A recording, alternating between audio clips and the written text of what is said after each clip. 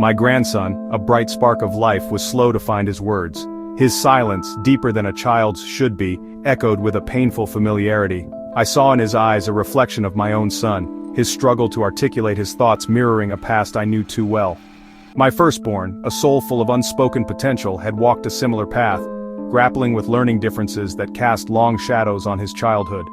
These echoes, however, stretched further back, reaching into the deepest recesses of my family history.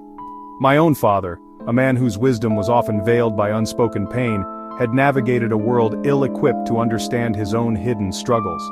Mental illness, a taboo subject whispered in hushed tones, had cast a long shadow over his life, leaving its mark on generations to come. The weight of this legacy, the unspoken burdens passed down through generations, settled heavily on my heart. I knew then that I had to break the cycle, to fight for my grandson and for all those who suffered in silence. The journey to understanding my son's challenges was fraught with obstacles. We navigated a labyrinth of medical professionals, each offering a different diagnosis, a new label that never quite seemed to fit. Years were lost to misdiagnosis, precious time slipping away as we searched for answers.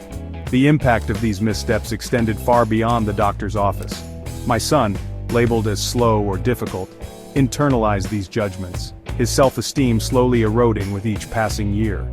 The pain of those early experiences, the feeling of being misunderstood and ostracized, left an indelible mark.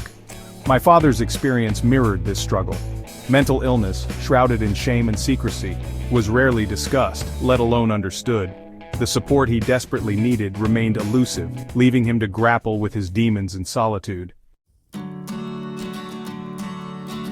The challenges we faced extended beyond the medical realm. Society, often quick to judge and slow to understand, erected barriers at every turn. Whispers followed us, casting my son as different, isolating him from his peers. Even within the supposed safety of our own family, we encountered resistance. Relatives, bound by outdated beliefs and a fear of what others might think, urged us to keep our struggles hidden from view. Their silence, their unwillingness to acknowledge the reality of our situation, inflicted a different kind of pain.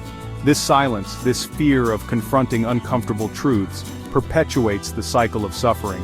It allows stigma to thrive, preventing those in need from seeking help and isolating families already grappling with overwhelming challenges. Through these trials, I discovered an inner strength I never knew I possessed. Fueled by a mother's love and a grandmother's fierce determination, I became an advocate, a voice for my grandson, my son, and all those who had been silenced for too long. I learned to navigate the complex world of special education, to challenge outdated systems, and to demand better for our children. I connected with other families, building a network of support and understanding that sustained us through the darkest of times. This journey, though arduous, has been one of profound transformation. It has taught me the importance of early intervention, the power of a united voice, and the resilience of the human spirit. It has shown me that even in the face of adversity, hope can blossom, and change is possible. To those facing similar challenges, I urge you to find your voice. Break the silence. Advocate for your loved ones and for yourselves. Embrace the power of community, for in unity we find strength, and in shared experiences we discover hope. Remember, you are not alone. Let us work together to create a world where every child, regardless of their differences, is given the opportunity to thrive.